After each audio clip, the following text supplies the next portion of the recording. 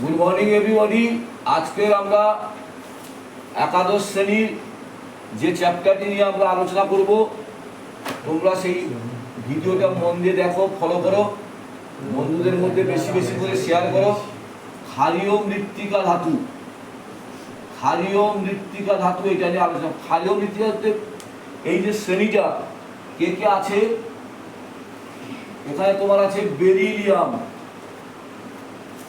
Magnesium, calcium, strontium, barium and radium.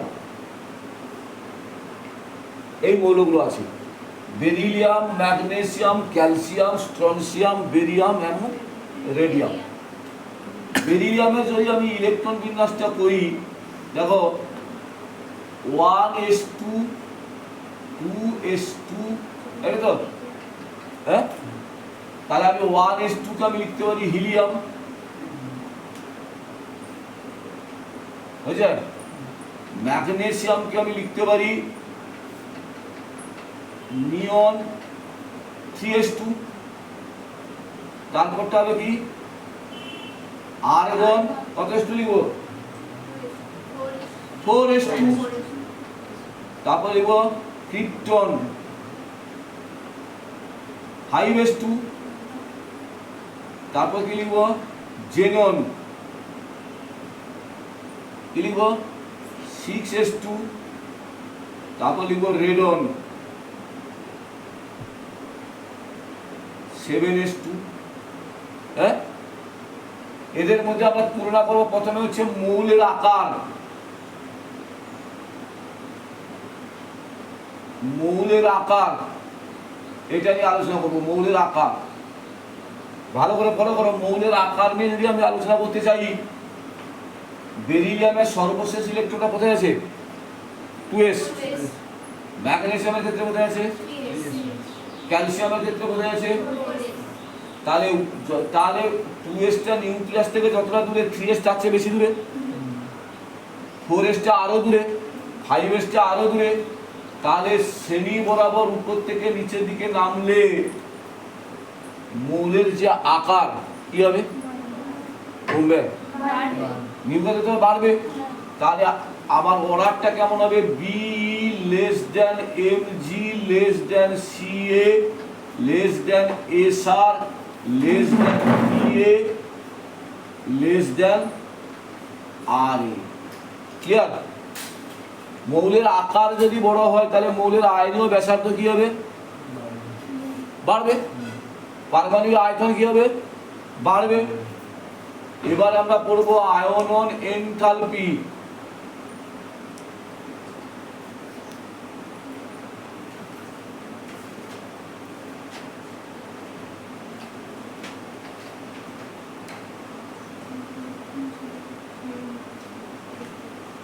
আয়নন enthalpy,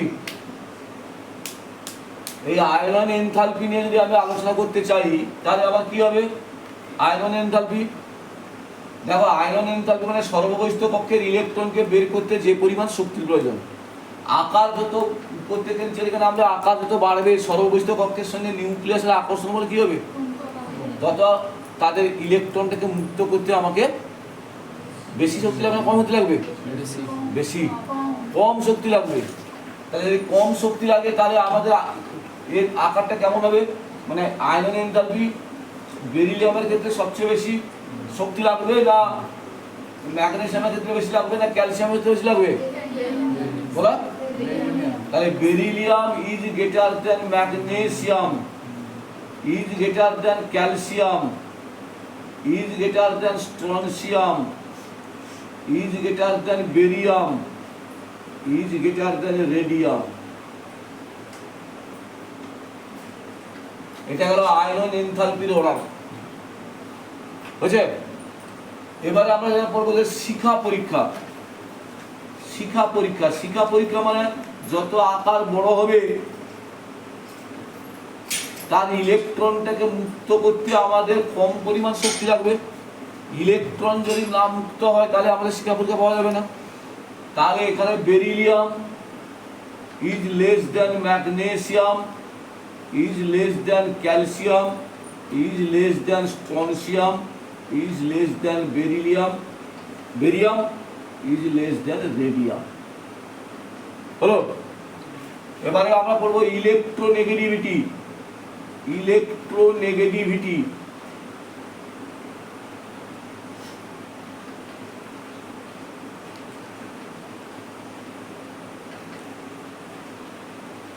electronegativity তাহলে আমাকে বলো, ইলেকট্রোনেগেটিভিটি মানে ইলেকট্রন জোড়কে টানার প্রবণতা। মৌলের আকার ছোট হলে ইলেকট্রন টানবে না মৌলের আকার বড় হলে ইলেকট্রন টানবে? তাহলে ইলেকট্রোনেগেটিভিটি কার সবচেয়ে বেশি হবে? তাহলে beryllium is greater than magnesium, is greater than calcium, is greater than strontium, is greater than barium, is greater than radium. এবার ধাতব ধর্ম। ধাতব ধর্ম, ধাতুদের আকার বড় হয় না ছোট হয়? হ্যাঁ, ধাতুদের আকার বড় হয় না ছোট হয়? ধাতুদের আকার বড় হয় বলে তারা ইলেকট্রন বর্জন করে ক্যাটায়নে পরিণত হয়। তাহলে উপর থেকে নিচের দিকে নামলে মৌলের আকার বাড়ে না কমে? বলো, বাড়ে। তাহলে মৌলের আকার যদি বাড়তে থাকে উপর থেকে নিচের দিকে নামলে মৌলের আকার যদি বাড়ে তাহলে তার ধাতব ধর্ম কি হবে? তাহলে কি অর্ডার হবে? B less than MG less than CA less than SR less than BA less than RA. হলো, তাহলে ধাতব ধর্ম হলো অক্সাইডের চরিত্র। অক্সাইডের চরিত্র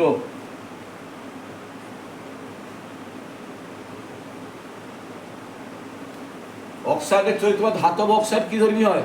ক্ষার ধর্মী না আম্লিক ধর্মী? ক্ষার ধর্মী।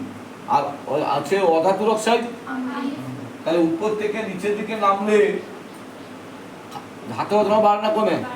তাহলে অক্সাইডের ক্ষারকের চরিত্র কি হবে? তাহলে দুটো পাঠ করি আমি। একটা আছে ক্ষারীয় ধর্ম। ক্ষারীয় ধর্ম কি হবে? Beryllium, magnesium, calcium, strontium, barium, radium. হয়েছে? আম্লিক ধর্ম কি হবে?